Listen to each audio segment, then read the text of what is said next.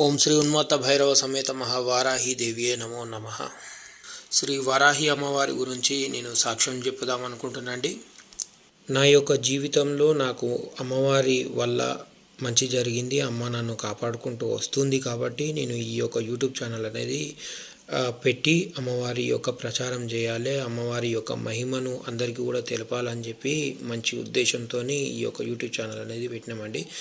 అదేవిధంగా ఎందరో ఏదేదో అంటుంటారండి, నీకు డబ్బుల కోసము ఇది చేస్తున్నారు అది చేస్తున్నారు అని అంటారు. కానీ ఆ డబ్బులు ఎంత మాత్రం వస్తున్నాయి ఎంత లేదనేది మనకు తెలుసు. సరే, డబ్బుల కోసం అని కాదండి ఇక్కడ పెట్టింది.